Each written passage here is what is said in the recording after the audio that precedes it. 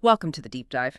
This is where we take a stack of information, your articles, your research, your notes, and really boil it down to the most important insights. Think of it as your fast track to being truly well informed with plenty of surprising facts and maybe just enough humor to keep you listening. And today we're definitely diving deep. We're aiming to really master some complex, but absolutely crucial information. We're taking a plunge into the world of infectious diseases, drawing heavily from detailed medical sources like Harrison. Our goal, to really get what's happening at the microscopic level and how it hits human health. That's right. And for this deep dive, we're going incredibly deep, aiming to cover every fascinating detail, every concept related to a collection of bacterial infections.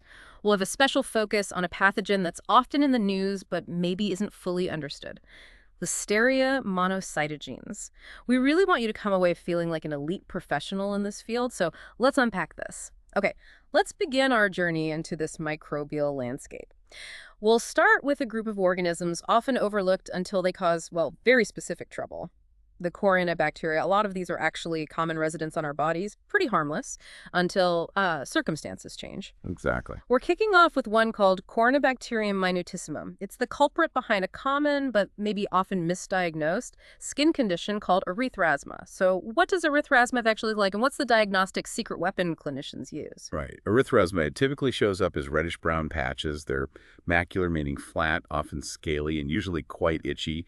You'll find them mainly in intertriginous areas. Skin folds, basically. Armpits, groin. Exactly. Places where skin rubs together. Armpits, groin, between the toes. It can easily be mistaken for, say, a fungal infection, like tinea, which is why that secret weapon you mentioned is so useful. Okay, what is it? What's really fascinating and diagnostically almost unmistakable is its signature under a Woods lamp. That's a special UV light. When you shine it on these patches, they give off this striking, almost luminous coral red fluorescence. Wow, coral red. Yeah, it's quite dramatic. This visual characteristic is pretty much a definitive giveaway.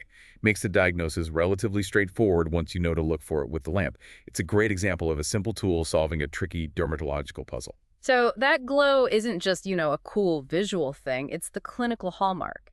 Now, is C. minutissimum always the only bad actor here, or can other microbes get involved? And how serious can this apparently minor skin issue become? Well, while C. minutissimum is definitely the main cause, there is evidence suggesting that erythrasma can sometimes be a polymicrobial infection. Meaning multiple bugs working together. Potentially, yes. Okay. Other microbes might be collaborating or just taking advantage of the situation. Adds a layer of complexity sometimes. But what's even more significant is that this organism isn't always just stuck on the skin. It's actually been associated, perhaps surprisingly, with bacteremia. Bacteria in the bloodstream. Exactly. Bacteria in the blood, particularly in patients who have hematologic malignancies like certain blood cancers. So this highlights his potential for much more severe systemic issues in vulnerable populations, people whose immune systems are already compromised. It can turn a superficial skin thing into something potentially life-threatening. Right. A critical point for you to grasp. Even these seemingly benign commensals, these normal residents, can become really formidable opportunists when the conditions are right. That is a crucial distinction. Okay, so given that potential for serious systemic involvement, how do we typically treat erythrasma? What are the standard approaches? Thankfully, most of the time, erythrasma responds really well to treatment.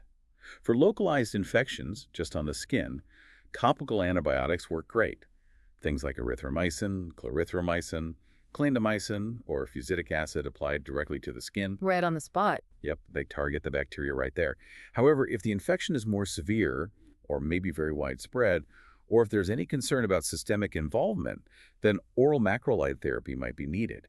That gives you a more comprehensive systemic attack. Makes sense. Treat the whole system. Right. The choice between topical and oral really depends on the extent and severity of the disease. Guides you towards a more tailored approach. Okay, beyond C. minutissimum, this world of non-diphtherial corynebacteria is actually pretty vast and often surprising. These organisms are like microbial shapeshifters, often living peacefully with us, part of our normal flora, but then they seize an opportunity when our defenses are down. It's really critical for you to get the nuances of these kind of sneaky pathogens. Let's dig into a few specific species that really show their versatility and the challenges they pose. Absolutely. Understanding these is so important because they highlight a central theme in infectious diseases, that delicate balance between commensalism, just living together, and pathogenicity, actually causing disease. And that balance is especially precarious in immunocompromised individuals. What's normally harmless can suddenly become a serious threat. Okay, let's start with C. cirrhosis. Where does it normally hang out, and what kind of opportunistic trouble can it cause? C. cirrhosis is a classic human commensal. It's a normal resident found in places like your conjunctiva, the membrane lining your eyelids, your nasopharynx, the upper part of your throat, and just on your skin. Generally, it's non-toxigenic. It doesn't make powerful toxins like the diphtheria bacterium does. Okay. But it can occasionally cause invasive infections. This is particularly seen in patients who are immunocompromised, maybe recovering from surgery, or individuals who have prosthetic joints. In these situations, the body's natural barriers are breached or defenses weakened, creating that perfect opening for C. cirrhosis to switch from harmless resident to, well, troublesome pathogen. Right, the opportunity arises. Now, what about C. amiculatum? Is it similar, or does it present a different challenge for doctors? It's very closely related to C. cirrhosis. It shares a lot of characteristics. However, and this is a really critical distinction for you to note, Hmm? it often exhibits a significantly higher degree of antibiotic resistance. Ah, okay. That's key. Definitely. This makes it considerably more challenging to treat effectively when it does cause invasive infections. Its stubborn resistance means clinicians have to be much more careful. It demands susceptibility testing, and it often limits the treatment options. It really highlights that constant battle against evolving antimicrobial resistance, even in these seemingly less dangerous bugs. Yeah, it sounds like knowing those resistance patterns is vital. What about C. striatum, another common one turned opportunistic? Precisely. Antibiotic resistance data is invaluable here. C. striatum is another common resident, often found in the anterior near the front part of your nostrils and on healthy skin, face, upper torso. Like its relatives, it's non-toxigenic. But, very similar pattern, it's been increasingly implicated in invasive opportunistic infections, especially in severely ill or immunocompromised patients. It just underscores that recurring theme. When host defenses are down, these common residents can become pretty formidable foes, leading to serious systemic problems. Now, you mentioned C. glucuronolyticum causing genitourinary tract infections in men. That sounds quite specific. Can you elaborate? What infections exactly, and crucially, what about its antibiotic susceptibility? You said that's key for professionals. Absolutely. This one carves out a specific niche. C. glucuronolyticum is what we call non-lipophilic. It doesn't need fatty stuff to grow, unlike some other corin bacteria. It's a recognized and actually quite significant cause of male genitourinary tract infections, specifically prostatitis, inflammation of the prostate gland, and urethritis, inflammation of the urethra. Now, what's absolutely crucial for you to understand, a key clinical consideration, is its antibiotic susceptibility profile. It responds well to a broad range of agents: beta-lactams, rifampin, aminoglycosides, vancomycin. Good options there. However, and this is the big clinical caveat, it demonstrates consistent resistance to fluoroquinolones, macrolides, and tetracyclines. Right, so using those would just fail. Exactly. Prescribing one of those resistant antibiotics would lead to treatment failure, potentially letting the infection get worse. Knowing this precise profile is vital. That detailed profile is incredibly important. Okay, what about C. imitans and C. auris? Any unique clinical scenarios there? Right, keeping track of these specifics is key. C. imitans has been identified as a non-toxigenic cause of pharyngitis, sore throat, particularly noted in Eastern Europe, so maybe a bit regional. C. auris, on the other hand, pops up in children suffering from otitis media, a middle ear infection. Its susceptibility profile is also interesting. It responds to fluoroquinolones, rifampin, tetracycline, and vancomycin. But it shows resistance to penicillin G, a very common antibiotic, That's notable. and has variable susceptibility to macrolides, meaning its effectiveness can vary, might need specific testing to be sure. And just to round out this intriguing family, what's the story with C. pseudodiphtheriticum and C. propinquum? The first name sounds a bit worrying. Yeah, C. pseudodiphtheriticum is another common part of our normal flora. And importantly, despite that misleading name, it does not produce diphtheria toxin, even if it's isolated from someone suspected of having diphtheria. Okay, good to know. Human infections from it are rare, but when they do happen, they can be quite severe. Things like endocarditis, inflammation of heart valves, both natural and prosthetic, and invasive pneumonia. Its close relative, C. propinquum, belongs to CDC group D1, and it's been found in the human respiratory tract and blood, so it clearly has potential for systemic involvement too. And lastly, C. affermentans and its subspecies. This group, classified as CDC group ANF1, is considered a rare human pathogen. Yeah, But despite being rare, it has been isolated from human blood and from abscesses. So it clearly has the capacity to cause significant infections when conditions are right. Just another reminder that even less common bugs need to be on the radar in specific clinical situations. So, what we've really learned from this deep dive into the Corynea bacteria is that these organisms, often harmless residents, can absolutely cause serious problems, especially when our defenses are down or they find an opportunistic niche. It just highlights the critical importance of, one, proper identification, getting the species right, and two, precise antibiotic susceptibility testing. You can't just guess with these. This meticulous attention to detail is really what sets an elite professional apart, isn't it? You've captured it perfectly. Their variability in causing disease and those specific resistance profiles demand a really sophisticated approach to diagnosis and treatment.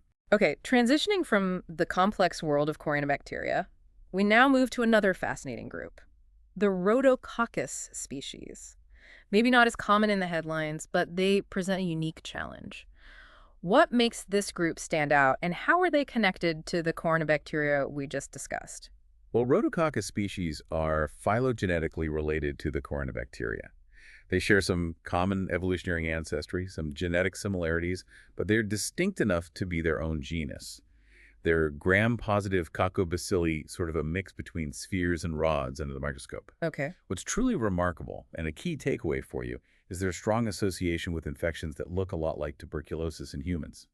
They can cause a granulomatous pathology, where the body forms these clumps of immune cells to try and wall off the infection, strikingly mimicking the lesions you see in TB. Wow, so they mimic TB. That must be a diagnostic headache. It really can be. That mimicry is where the challenge lies. Are there many different species within Rhodococcus involved in human disease, or is it mostly just one main player? Rhodococcus equi is, without doubt, the most well-known and the one most frequently implicated in human infections. But it's not alone. Several other closely related species have also been identified as causing human disease. These include R. fasciens, R. erythropolis, R. rhodococcus. And adding to the complexity, some organisms that were previously classified differently are now recognized as part of this broader group, things like Gordonia brachialis, G. sputi, G. terrae, and Succumarella paramentabula. So it's quite a diverse family of potential pathogens, showing these intricate connections in the microbial world.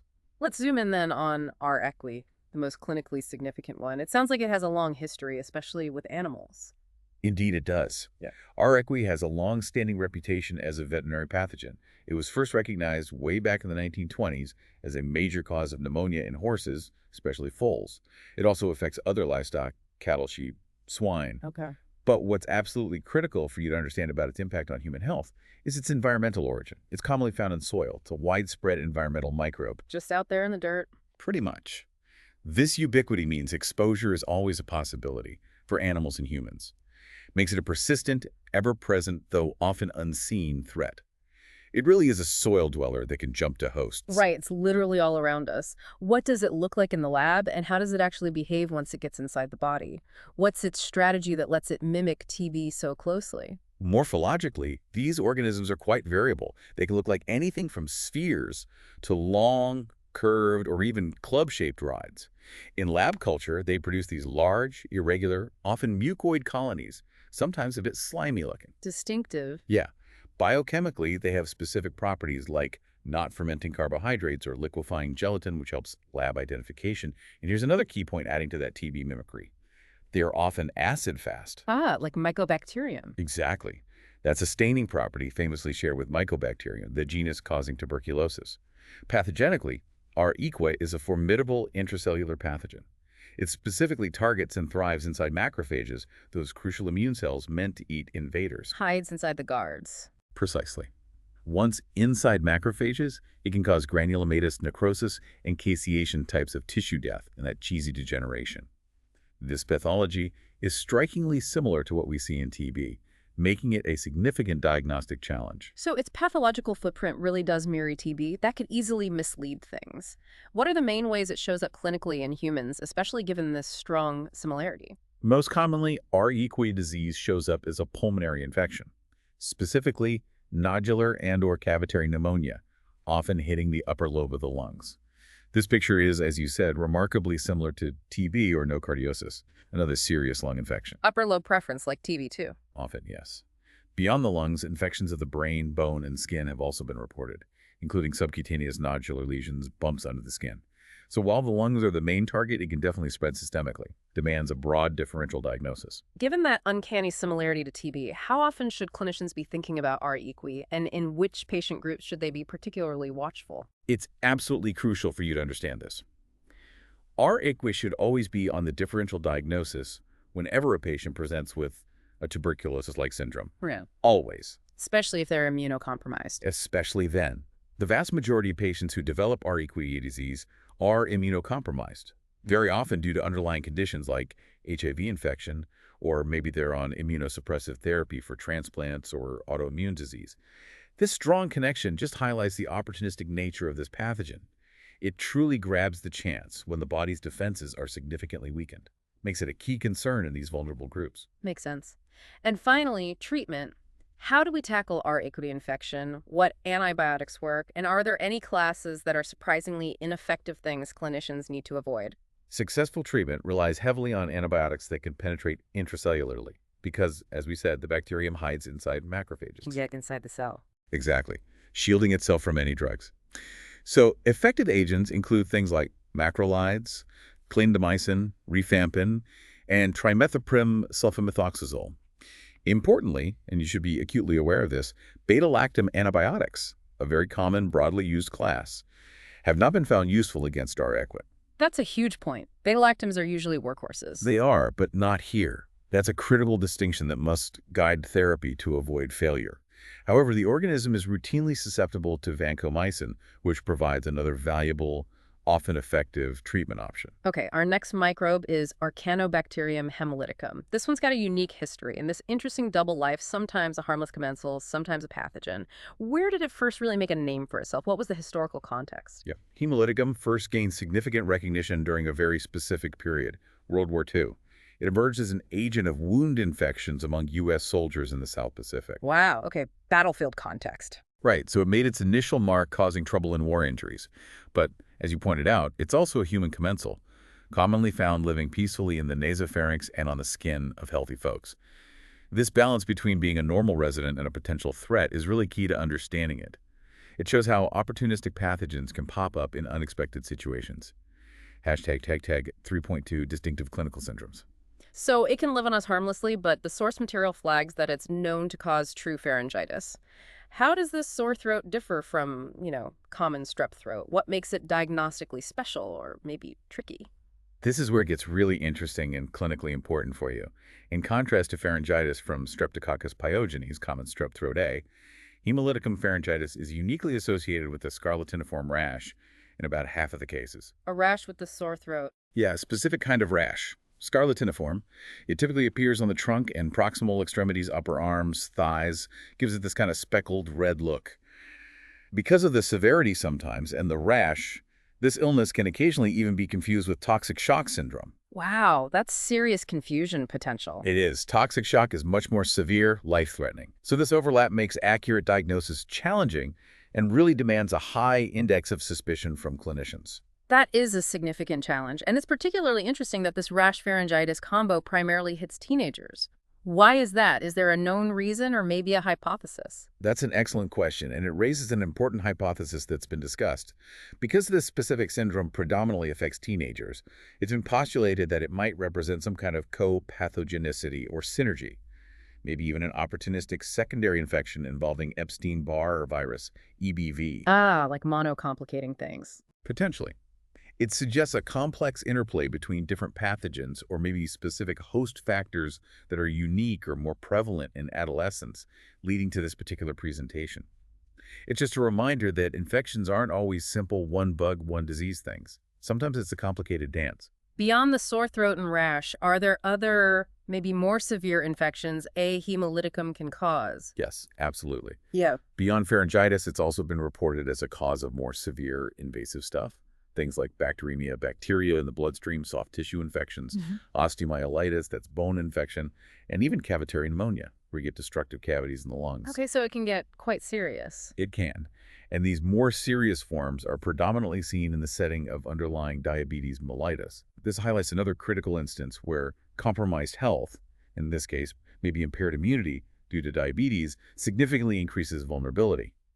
For you as a professional, it means recognizing diabetes as a major risk factor for these worst outcomes with A. hemolyticum. How do we treat A. hemolyticum infections then? What should clinicians know about antibiotic choices, especially any tricky resistance patterns? Well, the good news here is that A. hemolyticum is generally susceptible to a wide range of common antibiotics. That includes most beta-lactams, macrolides, fluoroquinolones, clindamycin, vancomycin, and doxycycline. So lots of potential options. Okay, that's good. However, and this is the crucial caveat for you to remember in practice, resistance to trimethoprim sulfamethoxazole, or TMP-SMX, and also to tetracycline is common. Right, so those might not work. Exactly. Using those empirically, just guessing, could be problematic and ineffective. It really underscores why antibiotic susceptibility testing is so important here. It guides you to pick an effective treatment, avoids failures, and ensures the best outcome for the patient. All right, now for our main event, our primary deep dive, Listeria monocytogenes. This organism is just a fascinating study in adaptability, in virulence, and it's one that regularly makes headlines with food recalls. We're really going to aim to master this topic, digging into every detail from your sources, especially Chapter 151. Let's start with its basic nature. Where is it found, and how do people typically get infected? Right, Listeria. It's a truly ubiquitous environmental saprophyte. What that means is it thrives almost everywhere in nature. Soil, water, vegetation, particularly loves decaying organic matter. It's also an intracellular pathogen, causes disease in various animals and, importantly, in us. Humans. And when we get L. monocytogenes infection, which we call listeriosis, it's overwhelmingly through foodborne transmission. That's the main route. Eating contaminated food. Exactly. The clinical spectrum of listeriosis is incredibly wide.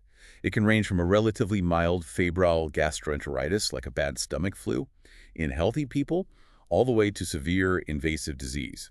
And that invasive form includes bacteremia bloodstream infection and meningoencephalitis, which is inflammation of the brain and its surrounding membranes. The severity really depends on the host and how much bacteria they ingest. That's quite a spectrum, from mild to potentially fatal. So who is most at risk for these really severe invasive forms? Are there specific groups or conditions that make people much more vulnerable? Yes, the typical risk groups for invasive disease are very specific and well-defined. This is key for public health warnings and clinical vigilance. They include pregnant women and their newborns, older adults with risk really climbing with age, and individuals who are immunocompromised. Due to Various underlying conditions. Things like hematologic cancers, people who have had solid organ or bone marrow transplants, those with HIV infection, or patients taking glucocorticoids or other immunosuppressive drugs. All these things impair the immune system. Understanding these vulnerable populations is absolutely crucial for prevention and for clinicians to maintain that high index of suspicion for early diagnosis. Early diagnosis, as you'll see, can be truly life-saving with Listeria. Let's really break down the microbiology of Listeria. What does it look like, and what are its key characteristics that allow it to survive and thrive in so many environments, including our food? What makes it such a persistent threat? Okay, so L. monocytogenes is a non-sporulating. Meaning no tough spores like tetanus. Exactly. It doesn't form those super resilient spores like Clostridium tetani does, which we'll talk about later. Yet despite that, it's remarkably good at surviving. It's facultatively anaerobic. Meaning it can live with or without oxygen. Right? Incredibly versatile. Yeah. Grows almost anywhere, soil, food packaging, you name it. It's a short gram-positive rod. Grows well on standard lab media like blood agar, where it produces these small, distinct zones of beta hemolysis that the complete breakdown of red blood cells around the colony gives it a clear halo. Okay. What's interesting, and can sometimes make quick diagnosis tricky under the microscope, is that the organisms can look gram-variable. They might not stain perfectly purple. And they can even resemble kochi, diplococci, or diphtheroids. So it can look like other bacteria? It can, yeah. Makes initial microscopic ID tricky for the inexperienced eye. Careful lab work is essential. And under light microscopy, it shows its very characteristic tumbling motility, a sort of chaotic end-over-end tumbling movement. It's quite memorable for microbiologists. Tumbling motility, definitely memorable. And what about its survival skills in the environment and in food? That seems absolutely crucial to why it's such a persistent foodborne menace, causing these widespread outbreaks. This is absolutely the most crucial aspect of its epidemiology, why it's such a challenge for food safety globally. While Listeria grows best at human body temperature, 30-37 degrees C, it has this incredible, really remarkable ability to grow at refrigerator temperatures, down to 4 degrees C. It grows in the fridge. Yes, grows, multiplies in the cold. This unique tolerance to cold, plus its resilience to low pH acidic conditions in some foods and high salt, makes it an incredibly formidable foodborne pathogen. It can grow even in refrigerated processed foods. That's why recalls are so common and a constant public health worry. Okay, that explains a lot. And we use serotypes to classify strains based on surface antigens, O and H. It's important to know that almost all human illness is caused by just a few specific serotypes, mainly 12A, 12B, and 4B. This focus helps track outbreaks and understand disease patterns. Okay, so we've got this cold-loving survivor that handles harsh conditions. No wonder foodborne transmission is almost always the route. What does the epidemiology tell us about its overall impact? How big a public health problem is it, say, in the U.S.? Well, listeriosis has been a nationally notifiable disease in the U.S. since 2000. Every diagnosed case gets reported. Data from the CDC's FoodNet system shows the incidence of invasive listeriosis was pretty steady, between 2.4 and 3.7 cases per million people annually from 2008 to 2019. That sounds relatively low compared to something like salmonella. It is lower in terms of sheer numbers, and this is the critical part for you to understand, it's a substantial and disproportionate contributor to deaths from foodborne illness. High mortality rate. Exactly. Because the invasive disease is so severe and it hits those vulnerable populations we talked about so hard. Understanding this high mortality, despite lower incidence, is absolutely key for professionals. That is a stark statistic. A major cause of death, even if less common. What have we learned about the specific food sources behind these outbreaks over the years? Have they shifted? That's a great question. And yes, the picture has definitely shifted. It shows both the success of some interventions and the organism's adaptability. It's worth noting, only about 3% of listeriosis cases are part of a recognized outbreak where the source is definitively pinned down. Only 3%. Most are sporadic. Mostly sporadic, yes. Wow. But those outbreak investigations are incredibly valuable. They give us vital clues about major food sources. Historically, in the U.S., up until around 2002, hot dogs and deli meats were significant sources. There was a huge tragic outbreak linked to turkey deli meat back then. 8 deaths, massive recall, over 30 million pounds of meat. Wow. Yeah.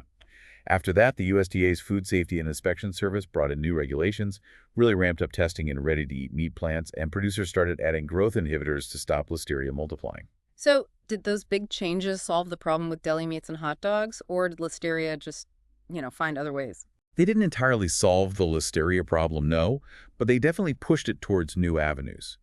Those specific products, hot dogs, deli meats, have indeed been rarely implicated in outbreaks since 2002. That's a success. But the overall incidence of listeriosis in the U.S. hasn't significantly dropped in about 2 decades. So the overall rate stayed similar. Pretty much. Yeah. Which tells us other food sources must have become more important as vehicles for transmission. And there's solid evidence for this shift. We see far fewer L monocytogenes isolations from ready-to-eat meats now, showing those targeted interventions worked for those products. It's like squeezing a balloon, right? You solve one problem area, and the pressure builds elsewhere. That makes perfect sense. So if those historical sources are less common now, what are the current major sources that we, as informed professionals, need to be most aware of today? Right now, dairy products remain a critical source, especially soft cheeses made with raw, unpasteurized milk, or even cheeses made from pasteurized milk, but produced in unsanitary facilities, allowing contamination after pasteurization. Post-processing contamination. Exactly. Ice cream and raw milk have also caused outbreaks. Beyond dairy, raw produce is another extremely important and increasingly recognized source. We've seen outbreaks traced to all sorts of produce. Packaged salads, sprouts, cantaloupe, other fruits, even caramel apples, frozen vegetables. Wow, a wide range. A very wide range. And what's truly alarming and a key insight for you as a learner is that a single strain of L monocytogenes can survive and persist in a food production facility for years. It can set up shop, become a resident, even after extensive cleaning. For years. That's incredible persistence. It is. And critically, even a tiny amount of contamination during production can lead to much higher, dangerous levels by the time the food is eaten, precisely because it can grow in the fridge. This persistence in the environment and its cold growth ability are massive, ongoing challenges for food safety. We touched on the risk groups earlier. Can you elaborate a bit more on who's most vulnerable and why their conditions put them at such high risk? Understanding this seems crucial for prevention. Absolutely. So the most common group hit by invasive listeriosis is older adults. Risk goes up significantly with each decade over age 59. Beyond age, many other patients have impaired cellular immunity. That specific type of immunity. Yes, cell-mediated immunity. This impairment is often linked to things like blood cancers, solid organ or bone marrow transplants, HIV infection, or treatment with glucocorticoids or other immunosuppressants. All these conditions weaken the very immune response needed to fight intracellular bugs, like Listeria. However, the group at unequivocally highest risk, pregnant women. Right. And the risk isn't mainly to them. Correct. What's unique is that pregnant women themselves usually only get mild flu-like symptoms to the fetus. The outcomes for the baby can be devastating. And while rare, newborns can sometimes get in the hospital too. There was an outbreak linked to contaminated mineral oil used in a nursery. Very occasionally, healthy kids or adults with no known risk factors get invasive listeriosis, but that usually implies they ate food with a really heavy bacterial load. Okay, so once someone eats contaminated food, how does Listeria actually make them sick? What's its path through the body? And what clever mechanisms does it use to get past our defenses and spread? This is where its virulence really comes into play. The exact infectious dose isn't perfectly known, but it's likely very low, especially for people with severely weakened cellular immunity. Having a higher stomach pH, maybe from acid-reducing meds like proton pump inhibitors, probably helps the organism survive the stomach acid and get into the intestines. Gets past the first barrier. Right. From there, it uses a process called transcytosis. It cleverly passes across the intestinal lining cells without necessarily destroying them outright. Once across that barrier, the bacteria travel via lymph nodes in the gut area, then hit the bloodstream. The blood acts like a highway, spreading them to the liver and spleen. Those are its primary target organs. Liver and spleen first. Usually, yes. From there, it can disseminate further to other organs. And crucially, monocytogenes has this remarkable ability to cross two very important protective barriers. The blood-brain barrier, letting it cause central nervous system infections, and the placenta, allowing it to infect the developing fetus. It's a real master of stealth and invasion. And what specific tools does Listeria use? What are its key virulence factors that let it survive inside our cells and spread so effectively, almost like a microbial secret agent? This is really where its intracellular survival strategy shines. Key virulence factors include a powerful protein called Listeriolysin O, or LLO. It's a pore-forming cytolysine. Punches holes. Exactly. It, along with some phospholipases, basically punches holes in the membrane of the vacuole the host cell uses to engulf it. This lets the bacterium escape from that little prison into the host cell's main compartment, the cytosol. Okay, so it breaks out, then what? Once it's free in the cytosol, a specific surface protein called actin takes over. Actin is amazing. It hijacks the host cell's own actin machinery, part of the cell's skeleton, to build a kind of rocket tail made of actin filament. A rocket tail? Seriously? Yeah, essentially. This actin tail propels the bacterium through the cytosol and directly into an adjacent neighboring cell. It pushes right through the membrane. Wow, cell to cell without going outside. Precisely. This ingenious mechanism lets Listeria spread throughout the body while avoiding exposure to immune components that patrol outside cells, like antibodies and complement. It's a brilliant evasion strategy, true intracellular stealth. Oh, and another interesting detail. Iron helps Listeria grow in the lab, which probably explains why listeriosis is sometimes linked to iron overload conditions like hemochromatosis. More iron, happier Listeria. Okay, despite Listeria being everywhere, even growing in our fridges, most healthy people don't get sick from it often. That strongly suggests our immune system has pretty robust defenses. What exactly does our body do to protect us from this ubiquitous threat? That's a very astute observation. The rarity of infection in healthy folks, despite how common the bug is, points to really strong, innate, and adaptive immune responses. A lot of our detailed understanding comes from extensive studies in mice, which give us a remarkably clear picture of this complex dance between pathogen and host. Okay. Activation of innate immunity, our body's first, rapid, non-specific defense line, is critically important for surviving a Listeria challenge. Key signaling proteins, cytokines, involved in this rapid response include interferon gamma, IFN-DOI, and tumor necrosis factor alpha. IFN gamma and TNF alpha, got it. Right. Then for the adaptive immune response, the more specific, targeted response that develops memory T cells, the main players. They are exceptionally good at finding and clearing infected host cells. Specifically, cytotoxic CD8 plus T cells are the main drivers of long-term immunity against Listeria. They remember the pathogen and provide lasting protection. It really highlights the power of our cellular defenses. So strong cellular immunity, especially those T cells, is absolutely key, which perfectly explains why immunocompromised individuals are so vulnerable, right? Their T-cell response is likely impaired. Precisely. Those immune mechanisms directly explain the strong link between invasive listeriosis and conditions that impair cellular immunity. A really striking clinical example is the numerous reports of invasive listeriosis in patients treated with TNF inhibitors. Drugs that block that key cytokine. Exactly. These drugs are used for autoimmune diseases, but by blocking TNF, they inadvertently weaken a key defense against listeria. The connection was so strong, the FDA added listeriosis to the boxed warning for that whole drug class. Yeah, That really drives home, though, why it matters for you understanding this specific pathway is vital clinically. absolutely. And looking ahead, it's a fascinating twist.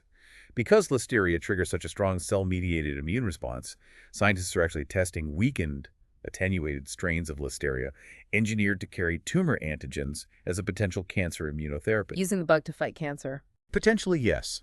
Using its ability to wake up the T cells. It's a really interesting application, turning a pathogen into a potential therapy. Let's shift gears now to how listeriosis actually shows up in people. What's the typical timeline from eating the contaminated food to getting sick? And how varied can the symptoms be? The incubation period can differ quite a bit. Depends on host factors how much bacteria was ingested. On average, for that febrile gastroenteritis, the milder form, it's usually quick, less than 24 hours. But for invasive disease, it averages around 11 days. Though it can be much, much longer, sometimes weeks, even months in some cases. Months. Wow, that makes tracing it back hard. Very hard. And interestingly, outbreak data suggests the incubation period tends to be longer in pregnant women compared to non-pregnant adults. Adds another layer of complexity for diagnosis in that group. Okay, let's start with that febrile gastroenteritis. Most healthy people might fight it off, but some do get sick. What does that look like and what usually triggers it? Right. While listeria often passes through healthy people unnoticed, you can get acute febrile gastroenteritis. Outbreak investigations focusing on these cases consistently find a high density of the organism in the implicated food. So you need to eat a lot of it. It strongly suggests that yes, a large inoculum seems necessary to overwhelm the local gut defenses and cause this illness. The main symptoms are fever, diarrhea, headache, and just general constitutional stuff. Body aches, fatigue. The good news, it's usually self-limited. Symptoms typically last only 1 to 3 days on average, usually gets better without antibiotics, though supportive care helps. And what about bacteremia? You said that's the most common form of invasive listeriosis. How does that usually present and what are the risks? Bacteremia without a clear localized infection site is indeed the most common invasive form. Key features are usually fever, chills, muscle aches, myalgias, joint pain, arthralgias. Sometimes these are preceded by nausea or diarrhea, which might be clues to the initial gut infection before it's spread to the blood. Once it's in the blood, bacteremia can progress to neurolisteriosis, aiding the nervous system, or it can seed infection elsewhere in the body. In those cases, the diagnosis might be suggested by specific neurological signs or other focal problems. A big French study highlighted just how serious Listeria bacteremia is. They reported a 3-month mortality rate of 46%. Nearly half. That's incredibly high. It's very high. Factors linked to death in that study included older age, being female, having cancer, multi-organ failure, worsening of existing organ problems, and having a very low monocyte count, a specific type of white blood cell, less than 200 cells per microliter, indicating severe immune issues.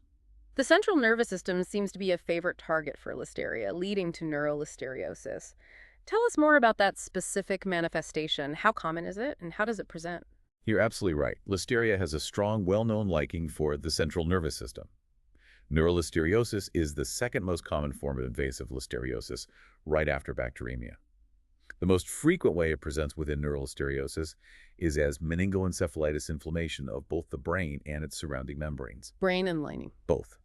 When patients show signs of meningitis headache, maybe stiff neck, combined with altered mental status, seizures, or focal neurological signs like weakness in one limb, that strongly suggests meningoencephalitis.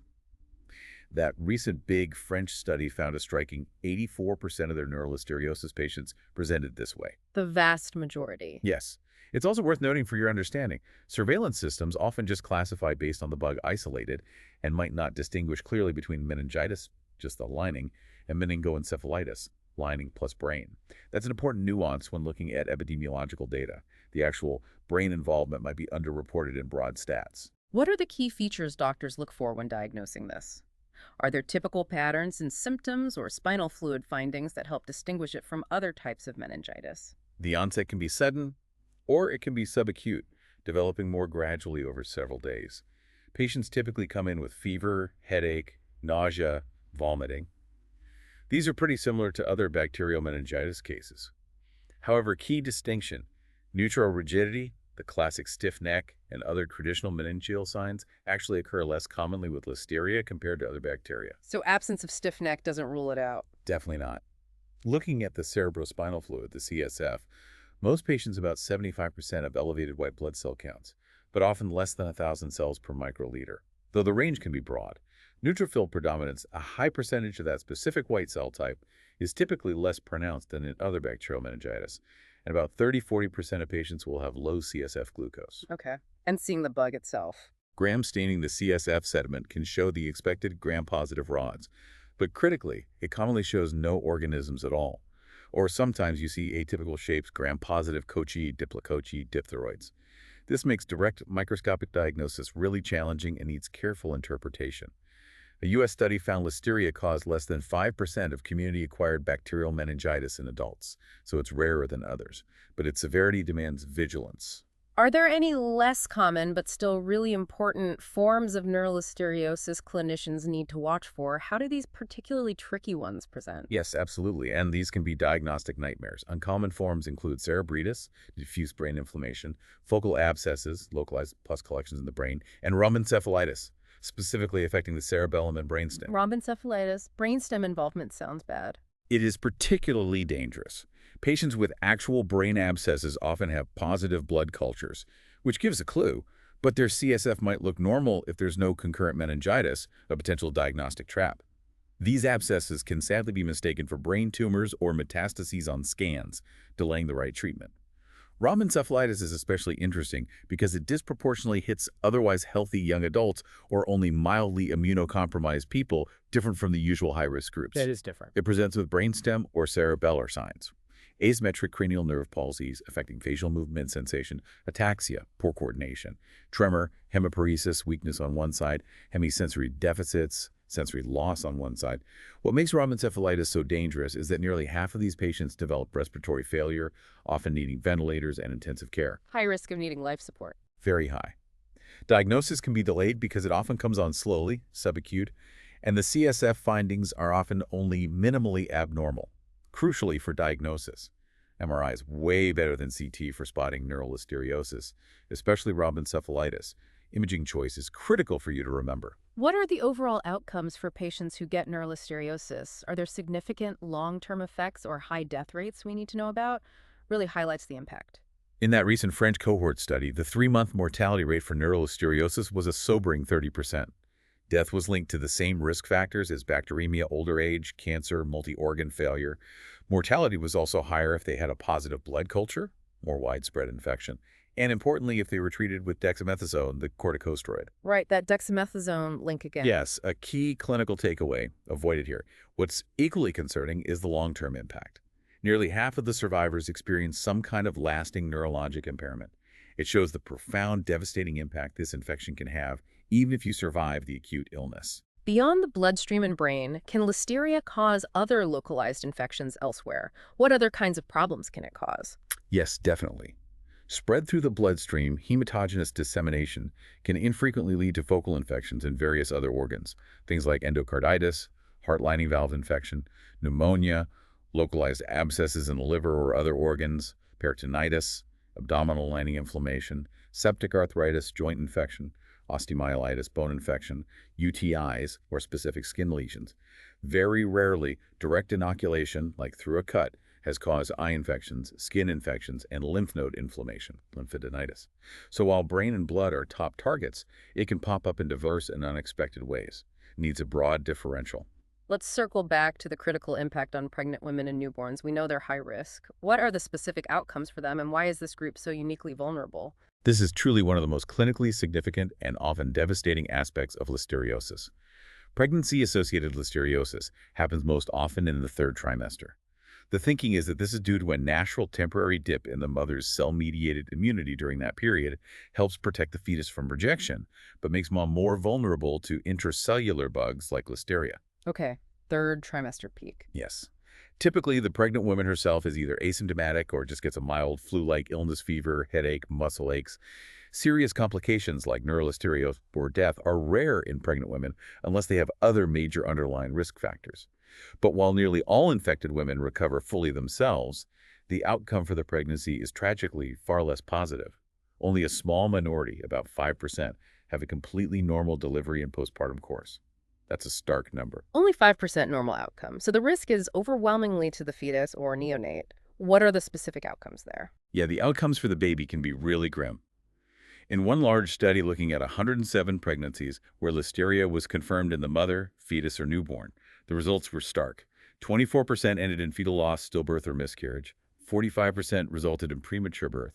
And 21% had an abnormal delivery even at term, things like maternal fever, meconium staining, or fetal distress during labor. So very high rates of complications. Extremely high. Furthermore, among the 82 babies born alive in that study, a staggering 88% were ill, and nearly half, 49%, needed intensive care, ICU-level care. Fetal loss is less common after 29 weeks gestation, but still happens. There's also a severe in utero infection called granulomatosis infantis septica. It sounds awful. It is. Caused by listeria, characterized by widespread tiny abscesses and granulomas in the skin, liver, spleen. Most infants born with this are either stillborn or die very soon after birth. For babies who get infected, it usually shows up in one or two ways. First, early onset sepsis. This likely results from infection in utero and is typically diagnosed within 48 hours of birth, often in premature babies. Second is late onset meningitis. This is thought to happen from infection acquired at or shortly after birth, typically diagnosed around 2 weeks of age in full-term infants. That study of 128 pregnancy cases found 62% of the ill newborns had early onset disease. The case fatality rate for neonatal listeriosis is tragically high, anywhere from 10% to 50%. Just underscores the immense danger to newborns. Okay, given how varied and often non-specific the symptoms are, combined with this devastating potential, how do clinicians actually diagnose listeriosis accurately? What are the key approaches and what makes it challenging? Because the symptoms overlap so much with other infections, a high index of suspicion is absolutely essential for catching it early, which is critical for good outcomes. For pregnant women with suspected listeriosis, you should always draw blood for cultures. But, important point, blood cultures are only positive about half the time. So a negative blood culture doesn't rule it out. Not at all. Clinicians often have to rely on other clues. The definitive diagnosis relies on isolating L-monocytogenes from a normally sterile site blood, CSF, amniotic fluid, placental tissue, fetal tissue. Finding it there confirms it. Clinically, listeria has to be carefully distinguished from other gram-positive rods, especially diphtheroids, because they can look similar under the microscope. That can be a source of error if the lab isn't careful or experienced. What about specific lab techniques, things that help nail down the identification, both for individual patients and for tracking outbreaks? Listeria can be grown from sterile specimens using routine culture media in the microlab. But for non-sterile specimens, like stool, you really need selective enrichment media, things like Palcam Listeria selective agar or Oxford agar. These suppress other bacteria and significantly boost your chances of isolating listeria. Okay, special media for stool. Yes. But remember, stool culture usually isn't the go-to for diagnosing invasive listeriosis itself. You look in blood or CSF. Stool culture on selective media is really helpful during outbreak investigations of that febrile gastroenteritis to try and pinpoint the food source. Modern diagnostics offer faster options too. Commercial multiplex PCR panels for CSF often include listeria as a target. That can be a useful addition to culture, giving quicker results, which is vital for brain infections. PCR for speed. Exactly. And once you have a culture isolate, MALDI-TOF mass spectrometry can identify it as L-monocytogenes very rapidly, speed things up further. And for solving widespread outbreaks, whole genome sequencing is now invaluable. It gives incredible precision for linking cases and tracing sources. It was key in solving that hospital outbreak linked to contaminated ice cream. This technology is a real game changer for public health surveillance. Right, once listeriosis is diagnosed, how do we treat it? Are there clear universal guidelines, or is it more complex, maybe because it's relatively rare? This seems like a critical area for professionals to master. This is absolutely a key area for you to master because unlike some more common infections, listeria treatment has not been evaluated in large-scale randomized clinical trials. That's a really critical point. No big trial. So recommendations are based on? Recommendations are mainly based on a combination of in vitro studies, lab tests showing antibiotic activity animal models, and observational clinical data from real-world patients. So the evidence base isn't as rock solid or clear-cut as for, say, strep throat. Clinical judgment and understanding the nuances of the available data are paramount. Okay, given that, what's generally considered the first-line therapy? And is there agreement on using combination therapy versus a single drug, especially for severe cases? High-dose ampicillin, typically 2 grams IV every 4 hours for adults, or penicillin G, 4 million units IV every 4 hours. That's the first-line therapy. The cornerstone. However, because penicillins are only weakly bactericidal against Listeria, they mainly inhibit growth, don't kill it rapidly. Many experts recommend adding gentamicin for synergy. Ampicillin plus gentamicin. Often, yes. Gentamicin is an aminoglycoside, dosed based on weight and kidney function. This combo is particularly recommended if the infection is severe, as the synergy is thought to enhance bacterial killing. While smaller studies had mixed results on gentamicin's benefit, a larger observational study did provide evidence favoring amoxicillin gentamicin as first line, especially for severe invasive disease. So, while not absolutely proven in a big trial, the expert consensus leans towards combination therapy for better outcomes in serious cases. What if the patient has a penicillin allergy? Are there good alternatives? And do they have their own issues, especially for vulnerable groups like pregnant women? For penicillin-allergic patients, there are a couple of options. Yeah. Desensitization might be considered carefully, giving increasing doses of penicillin under supervision to build tolerance. Or they can be treated with trimethoprim sulfamethoxazole, TMP-SMX. The dose is based on the trimethoprim component, given IV every 6-12 hours. Okay, TMP SMX as an alternative. Yes, but it comes with important warnings you must know. It should be avoided in the first trimester of pregnancy due to links with neural tube and heart defects, and avoided around the time of birth, perinatal period, because it might increase the risk of kernicterus, a type of brain damage, in newborns. Plus, resistance to TMP-SMX has been reported in Listeria. So susceptibility testing should definitely be done if you're considering using it to make sure it will actually work for that patient's specific bug. Good points. Are there other antibiotics that might work, or maybe some to specifically avoid, even if they look okay in lab tests? Yes, important distinctions here. Despite looking susceptible in vitro, treatment failures have been reported with meropenem, a broad-spectrum beta-lactam. So lab tests aren't always the full story. Meropenem failure noted. Right. Listeria is susceptible in vitro to several others: vancomycin, linezolid, tetracycline, macrolides, fourth-gen fluoroquinolones like moxifloxacin. But clinical reports backing their routine use are limited. They aren't usually first line for severe infections. Crucially, and this is vital for you to remember, cephalosporins are not effective against Listeria. Cephalosporins are out. Big distinction. Huge distinction. They're workhorses for many other infections, but not here. Knowing this intrinsic resistance is critical to avoid major treatment errors. You mentioned earlier that dexamethasone, the steroid, was linked to higher mortality and neurolisteriosis. Can you expand on that? What are the implications for using it? Yes, that's a critical point for managing these cases. A retrospective study of 31 neurolisteriosis patients found significantly lower survival rates in those treated with dexamethasone. Based on this concerning finding, the study authors explicitly suggest avoiding dexamethasone in neurolisteriosis. That's a key clinical takeaway for you. Avoid steroids in Listeria brain infections. Right. Which is different from how we might treat other types of meningitis, so it's vital to remember. And for pregnant women diagnosed with listeriosis, starting antibiotic treatment before delivery significantly boosts the chance of delivering a healthy baby. Really emphasizes the importance of early intervention and the right antibiotics in this group. Acting fast saves lives. What about how long a treat? Is there a standard duration, or does it vary a lot? The optimal duration hasn't actually been definitively set in stone. Another area needing judgment, treatment length usually depends on several things: the specific clinical syndrome, bacteremia versus meningitis versus abscess, the severity, the patient's individual factors like immune status, and how they respond to treatment. So tailored duration. Generally, yes, but there are typical minimal durations used as guidelines.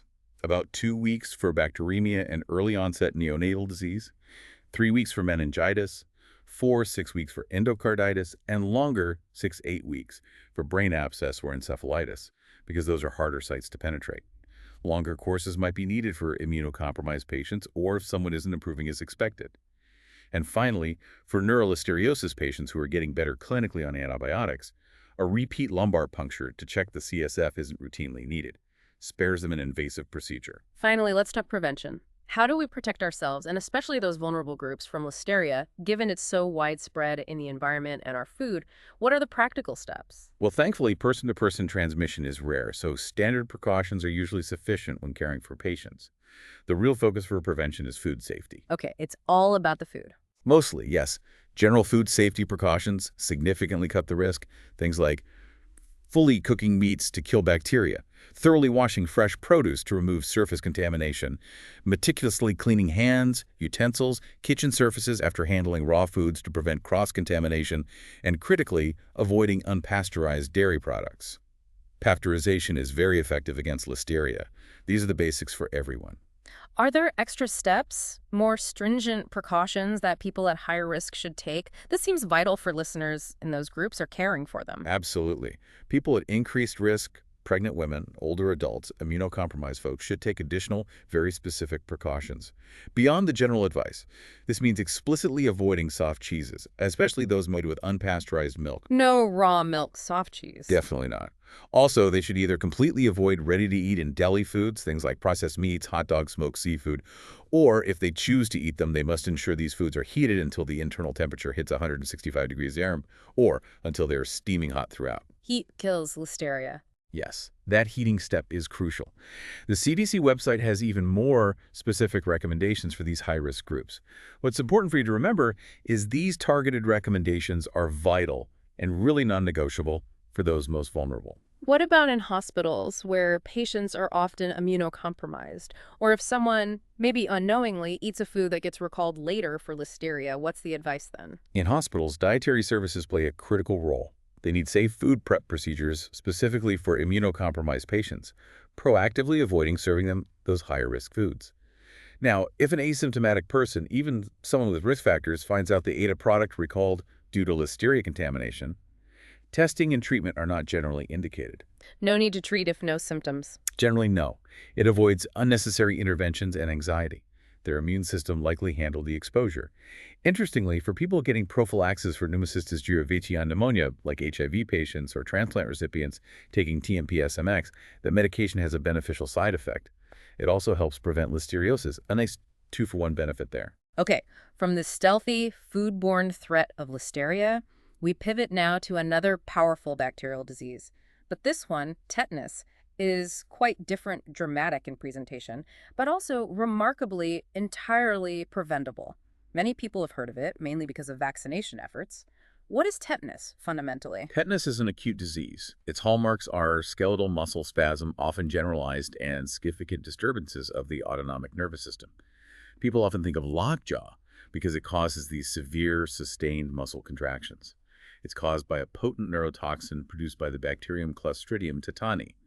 But the absolutely critical thing for you to internalize about tetanus is that it is completely preventable by vaccination. Completely preventable. That's huge. It really is. Makes it a stark example of the power of vaccines and preventive medicine. Where is it most common, and how is it typically diagnosed, given those distinct symptoms? Clostridium tetani is found everywhere in the world, mainly in soil.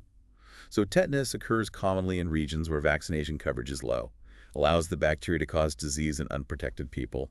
In developed countries with robust vaccination programs, it's seen only occasionally, mostly in people who aren't fully vaccinated or whose immunity has faded over time. Boosters are important. Very important, What? regardless of where it happens. Established tetanus is always severe, carries a high mortality rate, often needs prolonged intensive care. Diagnosis is primarily clinical. Based on those characteristic signs and symptoms, the muscle spasms, rigidity, lab confirmation of C. tetani can sometimes support it, but usually isn't the first step because the clinical picture is often so clear. Are there specific definitions for different types, maybe for babies or pregnant women? Yes, case definitions are used to help with clinical recognition and tracking, especially for public health surveillance. The CDC defines probable tetanus pretty broadly as an acute illness with muscle spasms or hypertonia in the absence of a more likely diagnosis. The WHO has specific definitions for vulnerable groups. Neonatal tetanus is an illness in a child who could suck and cry normally in the first 2 days of life, but loses this ability between days 3 and 28 and becomes rigid and has spasms. Very specific signs for neonatal tetanus. Extremely specific. It can usually be classified with high probability just based on the history from caregivers. Maternal tetanus, per WHO, is tetanus during pregnancy, or within 6 weeks after it ends, whether that's birth, miscarriage, or abortion. These definitions help track and respond to outbreaks, especially in low-resource settings. What about the bug itself, Clostridium tetani? What makes it so persistent and dangerous? How does it cause such severe disease from seemingly minor exposures? Listeria is an anaerobic. Needs no oxygen. Right. Gram-positive spore-forming rod. And its spores are incredibly resilient, really robust. They can survive readily in the environment worldwide. These spores resist harsh conditions. They can resist boiling for a while, aren't easily killed by many common disinfectants, makes them incredibly hard to get rid of, especially in soil where they're ubiquitous. Tough little spores. Very tough. Plus, C. tecani spores and the bacteria themselves survive in the guts of many animals, like livestock. Fecal carriage is common. So the bacteria get widespread in soil contaminated by animal feces, ensures they're present in agricultural and natural environments everywhere. Truly a testament to evolutionary survival. How does it usually get into the human body then? And just how potent is that toxin it makes once inside? The spores or bacteria usually enter through breaks in the skin, abrasions, cuts, wounds, even minor ones. For newborns, tragically, entry is often through the umbilical stump if it's not cared for properly with clean practices. Once the spores get into a suitable anaerobic spot in the body, like a deep wound with poor oxygen supply, the organisms can germinate, grow, multiply, and crucially, release tetanus toxin. The neurotoxin. The powerful neurotoxin is released right there at the infection site, then enters the nervous system and causes those characteristic muscle spasms and autonomic problems. And its potency is truly remarkable. Tiny amounts cause disease. The minimal lethal human dose is estimated as low as 2.5 nanograms per kilogram of body weight. Nanograms, that's incredibly potent. Extraordinarily potent. Highlights why even minor exposures can be dangerous if you're not protected by vaccination. So it doesn't always need that deep puncture wound from a rusty nail. That's such a common image. That's an extremely important point, and yes, a very common misconception. While rusty nails are the classic image, in 20% to 30% of tetanus cases, no clear puncture wound is ever found. Really? So just the scrape could do it? Absolutely. Superficial abrasions on arms or legs are actually the most common entry sites identified. It just underscores how easily this resilient spore can get into our bodies, even through minor skin breaks, find an anaerobic niche, and produce its toxin. Really highlights the insidious nature and the absolute necessity of vaccination, because you simply cannot eliminate the bug from the environment. #outro. Wow. What an incredible deep dive we've taken today. Seriously, we started with that nuanced world of corynebacteria, learning how these common skin bugs can cause everything from glowing rashes to invasive pneumonia.